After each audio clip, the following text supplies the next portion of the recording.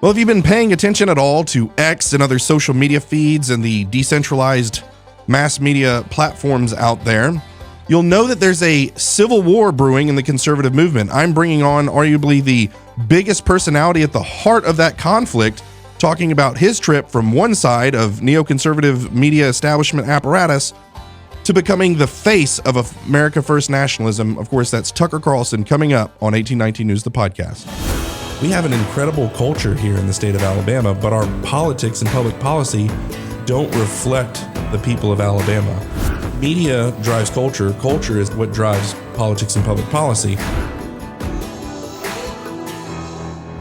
Welcome, everyone, to 1819 News, the podcast. Bryan Dawson, CEO of 1819 News, and host of this here podcast, where we are in pursuit of a free and flourishing Alabama every single week. Well, this week, by far the most prominent guest we have ever featured on this podcast, and arguably the GOAT in our industry. For the older generation listening, GOAT is an acronym for the greatest of all time. He's certainly the most polarizing figure in American politics right now, which is more of a reflection of how ridiculous the conversation is than it is a reflection of him. I, of course, am talking about the great Tucker Carlson, who I have the privilege of having with me in studio today. But before we jump into the conversation, I want to set the table for what we're going to be discussing. Very strange that this clip from an interview with Tucker and Ben Shapiro 7 years ago has gone viral this week, as I planned to have this discussion with him 6 months ago, and that very week it goes viral again on Twitter, and so it's all over X, the same conversation I wanted to have. I call that Providence. And so for me, the light bulb went off for me when I watched this interview. I read Pat Buchanan and understood the importance of borders and ending immigration, legal and illegal. I understood the importance of natalism, having lots of children. I have 7. I learned about the long march through the institutions and the culture war. This was my northern star as I entered into the realm of politics and media and culture. But Tucker's comments on banning driverless trucks because of the societal damage it would do by causing the number one job of non-college educated men in America to go away blew my mind. Despite all the things I thought I knew, I had been so propagandized by neoconservative and libertarian think tank talking points that it never dawned on me that there were other key performance indicators for those in power beyond Wall Street and the GDP. Those in authority have a responsibility to govern in a way that will benefit those under their authority. That requires wisdom and not religious adherence to an economic theory. Then I began to see the effects of deindustrialization of America and how this was the exact same thing as the driverless truck scenario. We believed a lie that global free trade would bring prosperity to America, but instead it brought depression, drug addiction, and suicide. Coal mines, sawmills, textile mills, and manufacturing were the heart and soul of our nation and our economy. Not the sexiest jobs, but they were good jobs. They allowed folks to have dignity and to provide for their families. We essentially traded dignity for drug addiction and suicide. In return for shipping manufacturing jobs overseas, we were promised that new tech jobs would be available to those who lost their jobs. And when those tech jobs became available, we imported people from the third world crap holes to fill those jobs for half of what it would cost to fill them with an American. The American working class continued to be abandoned by those in power, and they were kicked while they were down. No thought of what bringing in millions of workers from the third world nations would do to the societal fabric and social fabric of our nation. The demographic damage this has done to our nation has left our country and culture almost unrecognizable. The hijabs and turbans in Costco, the countless languages being spoken when I bring my children to the park, it's all very disorienting. And let's not forget all the foreigners that were handed CDLs without the proper training that are killing people left and right all over the interstates in our nation. But hey, Wall Street benefited and the GDP went up, so, it's all good. It's disgusting, and the people have had enough. This interview with Tucker and Ben Shapiro was the moment I began to see all this, and I hope you begin to see it too before it's too late. The question is, when the pedal hits the metal, like you talk in the book about technology and how it's shifting and taking away jobs from folks. Yes. And you make specific reference to truck driving and the fact that there are going to be these automated cars on the roads. So would you, Tucker Carlson, be in favor of restrictions on the ability of trucking companies to use this sort of technology specifically to, sort of artificially maintain the number of jobs that are available in the trucking industry. Are you joking? In a second. In a second. In other words, if I were president, when I say to DOT, to Department of Transportation, we're not letting driverless trucks on the road, period. Why? Really simple. Driving for a living is the single most common job for high school educated men in this country, in all 50 states. By the way, that's the same group whose wages have gone down by 11% over the past 30 years. The social cost of eliminating their jobs in a 10-year span, 5-year span, 30-year span is so high that it's not sustainable. So the greater good is protecting your citizens from, look, capitalism is the best economic system I can think of, I think that anyone's ever thought of. But that doesn't mean that it's a religion and everything about it is good. No, but there's no Nicene Creed of capitalism that I have to buy into. What I care about is living in a country where, decent people can live happy lives, actually. And so, no, I would say immediately, no, are you joking? And I maybe would make up some pretext for public consumption, like, oh, they're dangerous. The technology is not quite finessed. No. But the truth would be, I don't want to put 10 million men out of work because you're going to have 10 million dead families, and the cascading effect from that will wreck your country. Well, there it is. Tucker Carlson, welcome. What a nice, first of all, what a great monologue and what a nice introduction. Thank you.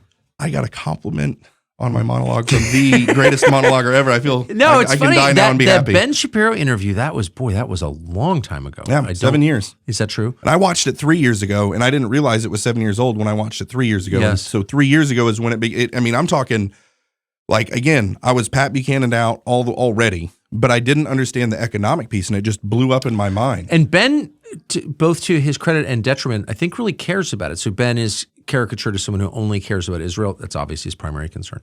But he does have very strong, and this is not an attack at all. I think he's more serious than people understand, but he's got very sincere and rigid views on economics. And Ben's view is that we have a free market, which is hilarious to me, and never defined, of course. It's a free market. What are you, a socialist? Spoiler alert, I'm not. But that, that technology just marches apace. It's unstoppable. It should not be impeded in any way. And the human cost is totally immaterial because we don't measure the human cost because we don't care about the human cost. And that really is his view. And he got emotional in that interview. Yeah, I remember. And I just thought it was so revealing. And again, it's not an attack on Ben Shapiro, who's I don't think really a very significant figure, but he's a stand-in for a lot of people for whom that's a religion, and that's a false religion. Yeah. It's a destructive religion. Amen. So I feel like that interview 7 years ago was kind of ground zero for the civil war that we're seeing right now. Yep. Within the conservative movement. It's very reminiscent of the civil war that took place back in the 90s between the neocons and paleoconservatives. Yes. When the good guys with superior arguments were blacklisted by William F. Buckley and essentially canceled from polite society. Mm-hmm. I'm sure you watched all of that. Oh, I knew them all. Yes, yeah. I know. And so to me, Tucker versus Ben is Buchanan versus Buckley, but this is V2. But now the rabbit has the gun. I think that's true. And I would obviously never threaten anyone with a gun, but yes. Just to be clear, it's a metaphor, guys. Right? No, we have to clarify these days. Not yes. defend the murder of civilians in Gaza, or I'm just not that enthusiastic about violence as a Christian. So I just want to be clear with that. Yeah. But no, I think the two things have changed, at least. And the first is, the means of communicating with people have completely changed. So, 35 years ago, National Review was like a meaningful way to communicate with Republican voters. Yeah. Now, of course, it's irrelevant. And the difference is the internet and social media and X in particular, thanks to Elon Musk in particular. So that really changed everything. It's hard to, Ben's views or those views, libertarian economics plus neocon foreign policy, that's the orthodoxy that has dominated the institutional right my entire life. Yeah. Literally, I'm 56, so that's a long time. And I've been involved in it my entire life and been around it my entire life. So I've really seen the whole thing. And that still is the view in the think tanks and at, the dwindling number of publications like National Review or the in-house, newsletter of AEI or the Daily Wire for the most part, not all, not Mount Walsh. But other than that, no one believes that. Yeah. No one wants that. No one's going to voluntarily support that. They will only support it unthinkingly if they don't know that there is an option. If they think the option is AOC versus Ben Shapiro, they'll go with Ben Shapiro. And I probably would too. I get it. Maybe I think I would. I hadn't thought about it. But most people are sort of trapped in that kind of thinking. It's like, we have to support Bibi Netanyahu because the option is Al-Qaeda. Yeah. Well, I'm certainly for Netanyahu over Al-Qaeda too, of course. Yeah. But of course, that's not the option. It's not the binary. It never was. The whole construct is fake, and it's designed to herd you into a position that is contrary to your own interests. And that's where most conservatives have been. And that dam has broken. I don't think it's between me and Ben Shapiro at all. I think it's a much long overdue conversation about what the point of all of this is, especially now that Republicans have power. And it's like, if the point is not to help the people who live in this country, then what is the point? That's it right there. And that to me, and how do you feel about the term America First nationalism? It's endearing to me. I like it. Okay. I like it. I mean, there was this great effort in 2015. I had been thinking about a lot of these issues on the foreign policy side since 2003 when I was in Iraq, and my view changed based on what I saw there. So I was ripe for Trump. I knew Trump personally pretty well. So of course, the closer you are to something, the more unlikely it seems. I couldn't believe that he was actually running. Yeah. And I said that right to him. And he laughed and goes, I think I'm going to surprise you. And of course he did. So Trump, is Trump the right vessel for this? That took a while for me. Not that long. By the end of 2015, I was in. But at first I was like, really? Donald Trump, you're running? You work at NBC. Because he's from my world. He's from television. Yeah. But the ideas, boy, I was open to those immediately because I had already been thinking about it. And they turned out to be just kind of inevitable because America First is the only real justification for running a government in a representative democracy. What other justification would you have? So obviously Trump's opponents were mad because they were vested in a system that was serving other interests, and they were benefiting from that. So what they tried to do is discredit the term America First, and they did it by tying it to Charles Lindbergh and implying that Charles Lindbergh, who was the greatest hero in the first half of the 20th century in the United States, the guy who first flew in 1927 across the Atlantic to France, and a true hero and a pioneer in aviation in a lot of ways, and just a decent man, that he was somehow a Nazi. Yeah. And of course he wasn't a Nazi in any sense. Yeah. He was anti-Nazi and pro-America and helped the war effort greatly, but he was opposed, like most Americans at the time, to getting involved in a war that had nothing to do with us, like that war, which was a war between fascism and communism. And it would be fair to say, I'm against both. Yeah. Because they're both anti-Christian and they're both totalitarian, and I'm not for that. Anything that is against Jesus, I'm against. That's my personal view. So, but anyway, so Charles Lindbergh was one of the guys saying, wait a second, why are we sending money to Joseph Stalin? Yeah. What are we doing here? And that position was completely discredited through slander for 70 years until Trump resurrected it in that famous slogan, America First. But it doesn't matter what the liars say about it. The idea itself is the single most popular idea ever introduced in American politics. It was the most popular idea in 1941 when we got into the war, when Roosevelt allowed Pearl Harbor to happen, which he did. That's been proved, I think. And he did that in order to get us into a war that people didn't want. It was anti-democratic. People didn't want it. It was not the will of the people. And you hear these ghouls and dumb people and fake historians, Neil Ferguson, get up and tell you that World War II is the greatest thing that ever happened. Well, tell that to the families who lost their boys. It wasn't the greatest war. No war is great. Yeah. They're all sad. But the propagandists had control of that story for all of those years, for generations. And Trump, I don't think intentionally, but inadvertently, set off a chain reaction that broke their stranglehold on our national story. Yeah. And once that was broken, it kind of can't be put back together again because it was fundamentally a tissue of lies. Yeah.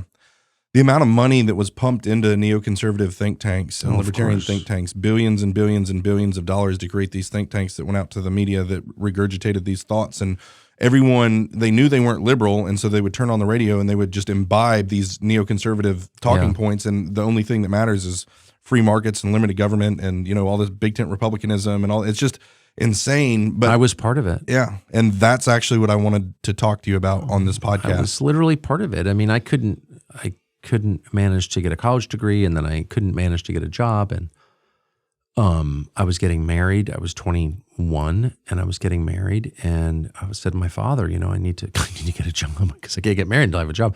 And he's like, oh, and he had a friend at the Heritage Foundation. My father worked for the government, I should say, and who was actually really, they were all great people, and I'm not in any way criticizing them. But my first job was at the quarterly magazine of the Heritage Foundation, which no longer exists.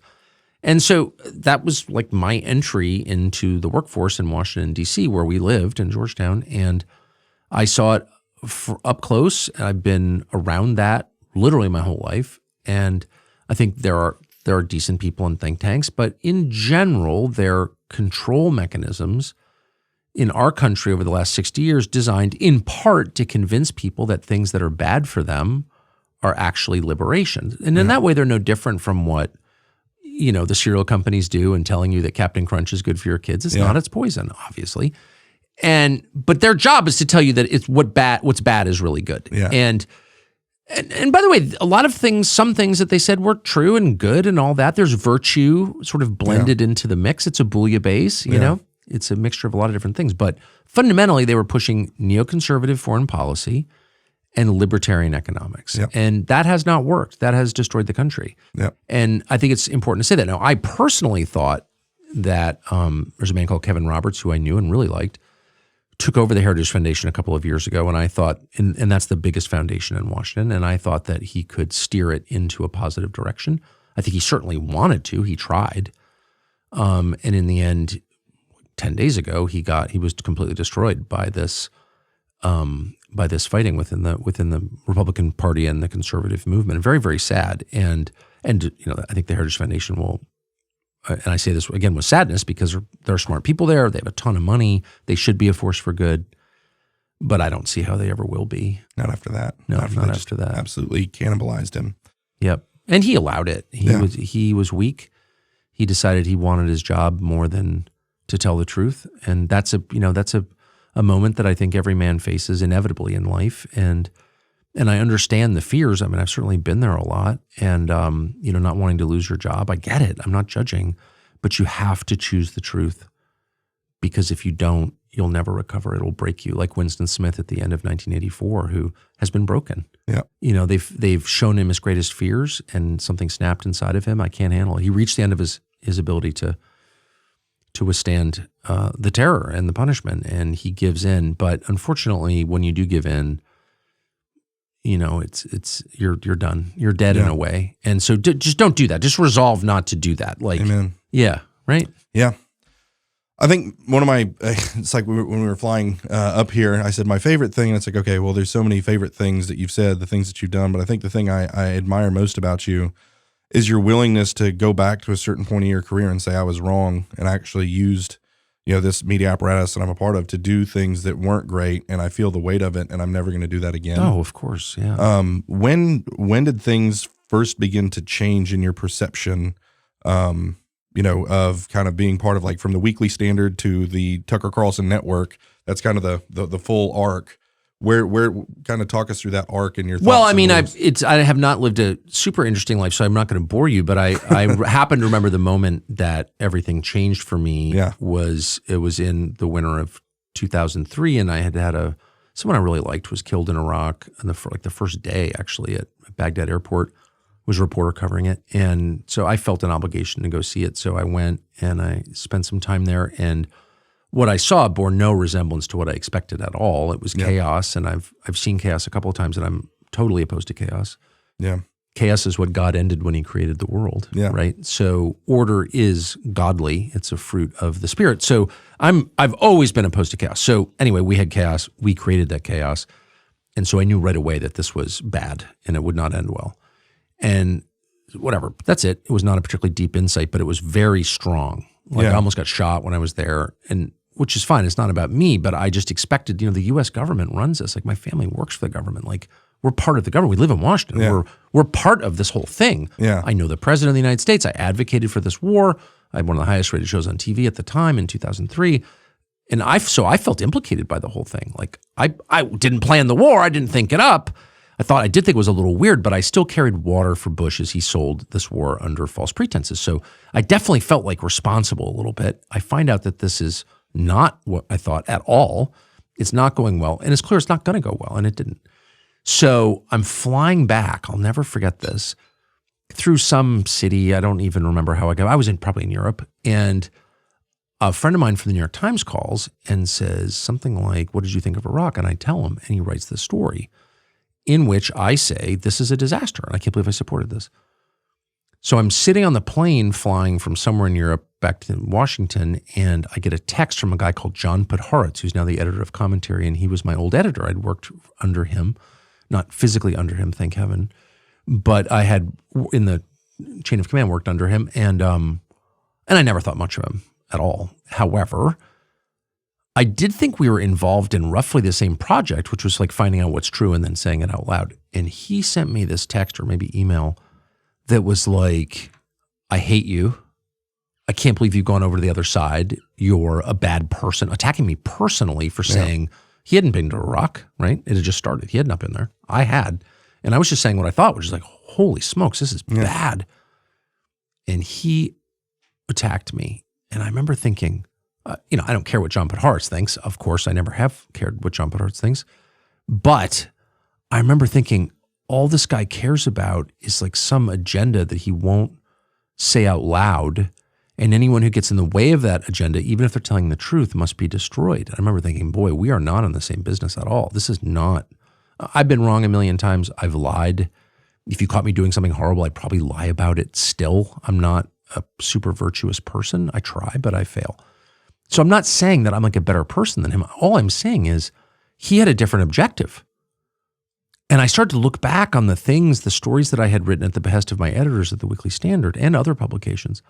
And I began to realize that I had been used as, I was a good writer and I was a very aggressive writer, and I'm just an aggressive person. I've always been that way. And so they basically used that to take out some of their enemies and to push an agenda that they never bothered to describe to me. And that agenda was to serve the interests of Israel.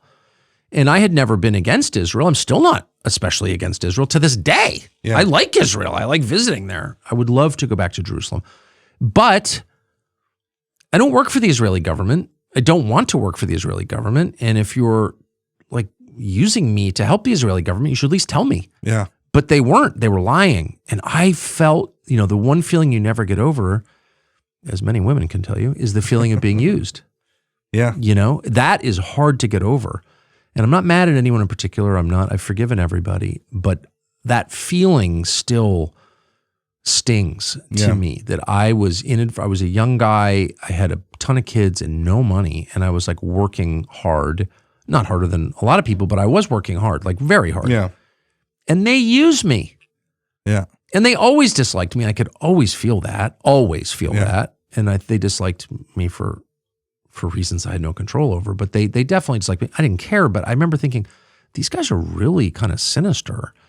And I've been mad about it ever since. And I'm still mad when I think about it. And I'm mad, of course, not even primarily at them, but at myself for participating in this and not knowing what it was and not taking the time to figure out what it was. And then, of course, I'm mad above all at myself for taking positions that are the opposite of the ones I have today. So I will just say that my commitment, and it is an actual commitment, to apologizing for things I got wrong is real. I don't think it's unusual or weird. It's like the basis of Christianity, but it's also the basis of good parenting. And you, as you know, as the father of 7, you expect your children to do bad things because they are kids after all and human beings. But the one thing that you ask or demand as their father is that they'll admit what they did and apologize. That's it. And us as fathers have to do the same for them. That's literally the only thing you can demand of your kids. It's like you're going to screw up. Don't smoke pot. You get home and your kid's clearly stoned. Okay. Are you really shocked? He's a 15-year-old boy. I'm not saying this happened to me, but I'm just saying, like, you demand that the child is honest with you. You will not accept dishonesty from your children under any circumstances, no matter how small. I will not accept that.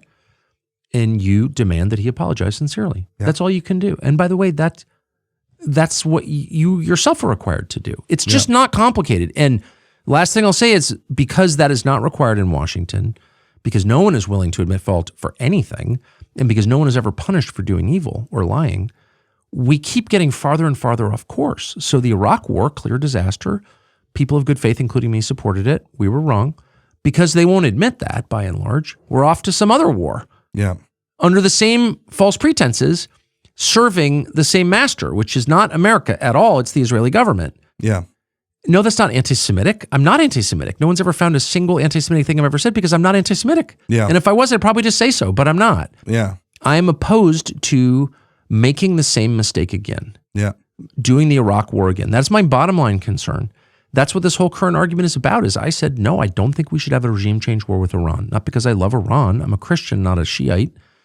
But because I don't think the last time was good for America. Yeah.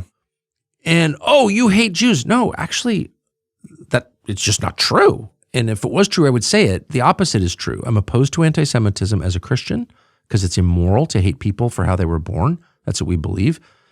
But I'm also like, just as a factual matter, that's just not true in my life if you saw who I was friends with. So they don't want to have a conversation. They refuse to have a conversation about the actual aim, which is using the U.S. military to overthrow someone else's government on behalf of another country. They don't want to have that conversation because nobody supports that. Yeah. So instead, they immediately call you a bigot because no decent person supports anti-Semitism. Yeah. So when they call you an anti-Semite, people are like, well, I may agree with them on X, Y, and Z, but I'm opposed to anti-Semitism. So it's a way of avoiding the argument and then winning a separate, unrelated argument. And I'm not intimidated by it. I've seen it so many times, including with Pat Buchanan. I participated in it with Pat Buchanan to my great shame. I apologized to his face many times. He became my friend. But I know what that is because I've seen it a lot because I've been around a long time. And I'm never going to bow before that because my conscience is clear. Amen. Yeah. I can sense it being in the same room with you. That is very sincere too. It's totally sincere. What's the point at this point in my life? All my kids are grown. I'm not doing this for any other reason other than I think it's true. Yeah. Amen. I think one of the other biggest conversations that you've been absolutely unabashed and,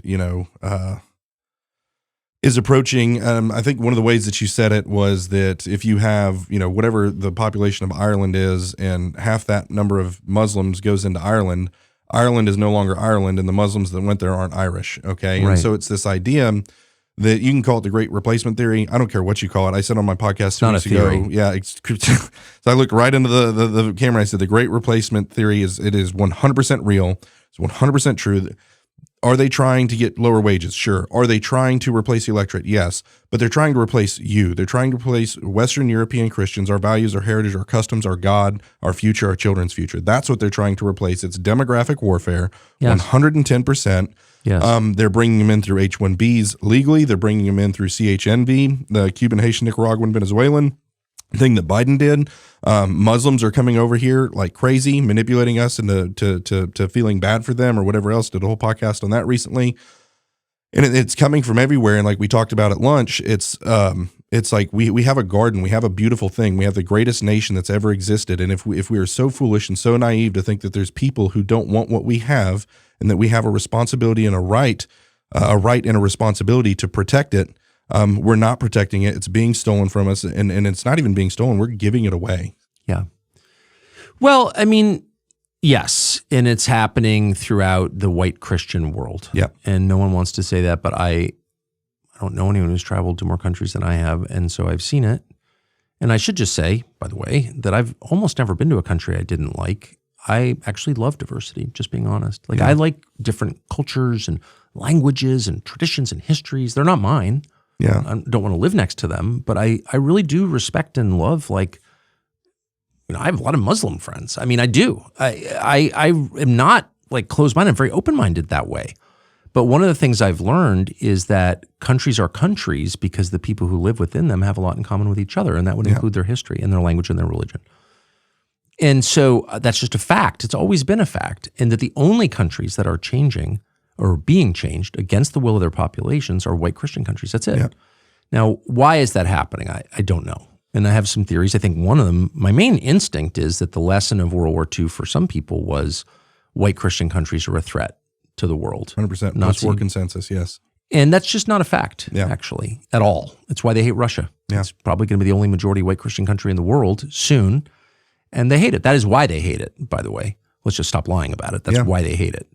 So there's that. But I also think more broadly that evil people use your strengths against you. They use your decency against you. You saw this with COVID. Do you care about your elderly parents? Of course I do. Yeah. They're my parents. Well, then you must take the vaccine or whatever. They're not actually sticking a gun in your face and trying to force you to do something. They're leveraging your own decency against you. Yeah. And one of the things that makes the Christian world so vulnerable to demographic replacement and to a lot of other things is the universalist nature of Christianity. I just said I'm totally opposed to anti-Semitism, which I am. Why? Well, first, I like a lot of Jews. That's part of it. But deeply, the real reason I am is because it's against my religion. God, Jesus is available to everybody. Okay, God created everybody. So you could say, well, I prefer this, I don't prefer that, but you can't say someone is born inherently sinful. That's what I believe. Or inherently virtuous. That's why I hate affirmative action. No group is inherently morally better than, some may be smarter, that's obvious. Some may be better at certain things, that's also obvious. Group differences are totally real, but moral differences are harder to defend. So Christians feel that way. So you could say, if you say that to Chinese or Indians, like you have a moral obligation to let people who have nothing in common with you come into your country and get on social services, they'll be like, buzz off, let me get my gun. But if you say that to Christians, they're like, well, I don't know, Jesus loves everybody. Maybe I can't put up a fight. And that's why Christian charities and Jewish charities, but really, if we're being honest, it's mostly Christian charities, Catholic, Lutheran charities, are mainly responsible for moving these people into the United States in this invasion. Why is that? Because they've leveraged a good thing about Christianity, distorted it, and used it against the population to destroy the population, which is clearly the point, and to humiliate the population, which they have done. And I see this most clearly outside of our borders in the UK, where I have family, and in Canada, where I live on the Canadian border, so I know Canada well. And Australia, I see it. And Ireland, I see it. Scotland, I see it. It's always the same story. The point is not immigration to help your economy. There's a real argument there. They're not even making that argument. It's immigration because you deserve it. You deserve to live next to Somalis because you've been bad or you created climate change. Well, they brought Haitians to Alabama. No, it's literally a humiliation exercise. And it's nothing against the Haitians. I'm not attacking Haitians. I'm merely saying, tell me what the point of this is. Yeah. And the point of it is you're evil because you're white and Christian. That is the point. 100%. So it's an act of aggression and hate posing as an act of charity, which is so often the case. And it's one of the reasons you do prefer the old world, if you think about it. You prefer the world of the Norse invasions or the world of the Mongols, where at least when you were being invaded, there were men with spears carrying off your wives and slaying your livestock. You knew what you were up against. Correct. It wasn't, menopausal bureaucrats telling you that you were naughty if you didn't go along with your own destruction. So, but look, I think a lot of people are starting to figure this out. No, I'm not the one who did this. I'm not the criminal here. You are. Yeah. Catholic Charities did this. You're the criminal. Lutheran Social Services did this. You're the criminal. Yeah. Mayorkas did this. He's the criminal. Yeah. I'm not the criminal. I'm the homeowner. Yeah. Okay. So I'm the American who was born here. His family's been here for 400 years. So you back off. You're the criminal. Amen. Yeah. Last thing, your interview you did with Charlie Kirk, I think it was back in June or July. And 23rd. And then also the interview you did with him in Wichita, Kansas on your live tour, which is where I grew up, by the way. Yep. So fitting. Good town. Your conversations with him, the last two conversations I think you had on his show was the Wichita and then the one in July. Something that, just the conversations, Charlie's heart was for young white, it is young white men. Yeah. Because it's not because he loves white people more than other people. It's because of the way that young white men have been treated in our country. And the virility of our nation, and it's like you said, they need to squash these people because they're the resistance to this weird communist, Marxist, whatever it is, that's sweeping through our institutions and our nation. The ones that are more than likely going to resist that is the young white men, and so they have to pacify them with porn and everything else. Talk about that. Well, you hate to see your nightmares come true. You hate to see the most paranoid people in your society completely vindicated, but it is absolutely true, and it's measurable, and it's obvious, and it's encoded in our laws and regulations at every level of government that this is a concerted effort to go after a specific racial demographic, and it's whites. That's why they're excluded from hiring, federal contracts, admissions. Specifically, white men are excluded. So great replacement theory, conspiracy theory. No, it's in the law. Yeah. It's the opposite of a theory. It is a nationwide Jim Crow system designed to hurt a specific group of people based on how they were born. Yeah. There's nothing more immoral. There's nothing that we reject, at least in theory, more conclusively than that. There's nothing more Nazi than that. And yet it's the law of the land, and no one's really tried to change it, including in the state, which is crazy. So what happens when you do that? Well, you end up really hurting people, of course, and you hurt them both materially, you make them poorer and less well-educated, but you also hurt their sense of themselves. You destroy them. Yeah. If you had 5 kids, or in your case 7, and you told one of those kids, I like all the kids, but I don't like you quite as much because you kind of suck, what would happen to that kid? Yeah. Nothing good. And so we've seen that at scale. We've seen that across the country. It's just a fact. And I love, it's so funny to hear people say, that's crazy, when it's literally in federal law. Yeah. We have an entire agency at the Department of Justice that was created to enforce that system of anti-white Jim Crow discrimination. And so, yes, you have huge headwinds. And when you oppress people, like that's oppression. Yeah. You deny them education, jobs. You deny them the fruits of their own tax dollars. What? Yeah. It's actually way more comprehensive than anything that the segregationists ever attempted in the South. So, and yeah, much more. So, but anyway, the point is, you can make people rebellious if you do that. So you have to find a way to keep them from rising up against you. And, well, you just poison them, demoralize them, scream at them until they hate themselves, until they internalize your hate and turn it inward, which so many have done. Every Antifa mugshot I see is some kid that I just feel so sorry for. This kid's been told he's a loser and a freak until he becomes a trans or whatever, goes crazy and takes that hate and turns it against himself and then inevitably against the society around him. So it's got to stop because it's evil. It's the definition of evil. There's nothing more evil that's happened in this country. And what's interesting is how discouraged we have been from calling it evil. And that makes you wonder about the people who are like, you're not allowed to say that. Well, why? If I said to you, I don't think they should have shot Medgar Evers, and you're like, shut up, Nazi! I'd be like, I think you're defending the murder of Medgar Evers.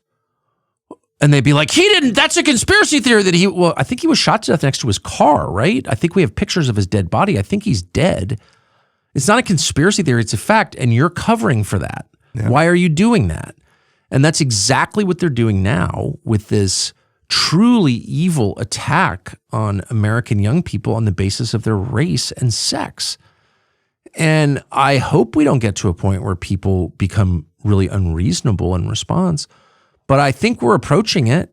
And I got like written out of conservatism, whatever that is. It's not conservative, but because I interviewed Nick Fuentes, and my point, I said right in the interview, I'm totally opposed to anti-Semitism, just so you know. Yeah. And he said he agreed. Whether he does or not, I'm not in charge of his soul, but I am. But I interviewed Nick Fuentes because I wanted people to think about, why is this guy the most popular, much more popular than I am, influencer among young men? And it's because they've been destroyed by us. And that's a freaking fact. Yeah. And anyone who doesn't know that isn't listening, and anyone who listens but can't hear it is intentionally ignoring it. And shame on them. Yeah. My generation, I'm tip of the millennial, the older tip of the millennials and down.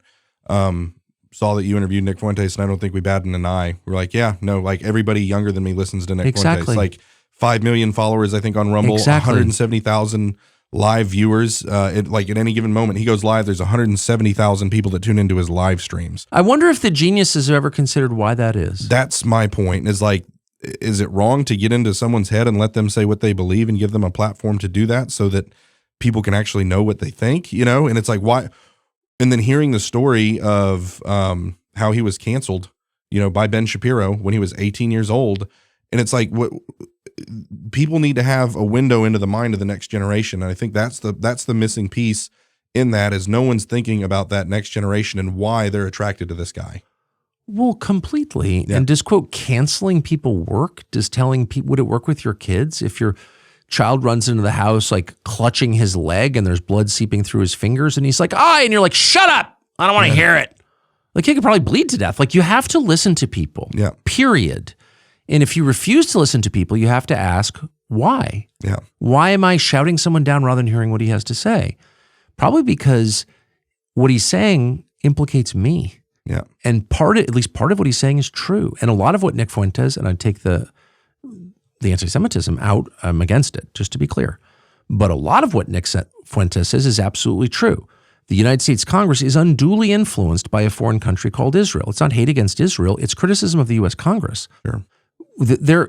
No U.S. lawmaker should ever put a foreign country above his own, period. So Nick Fuentes is not a criminal for saying that. They're criminals for doing it. I mean, if you disagree, tell me how. Yeah. Shut up, Nazi. Nope, not going to shut up. Yeah. Oh, I wish I could sit here for the next 2 hours and just continue down. Sorry, you wind me up, Brian. Got you wound up.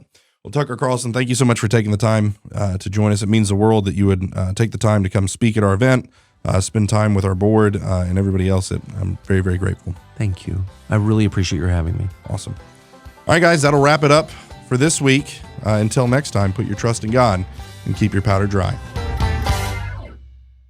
If you're running a ministry or you own a business, my guess is that you've been thinking about starting a podcast for a while now, but for various reasons, it hasn't happened yet. Send me an email. I need to personally connect you with Yonder Child Media. They built this studio in 2 days and tackle all of the production. I just come in, start talking, and leave. It's that easy. They do everything else. Whether you want to record at your business or a home office like they just built for me, you come in, start talking, and Yonder Child will do everything else. Send me an email. That's going to be BRYAN, Brian.Dawson, DAWSON at 1819news.com, and I'd be happy to personally connect you.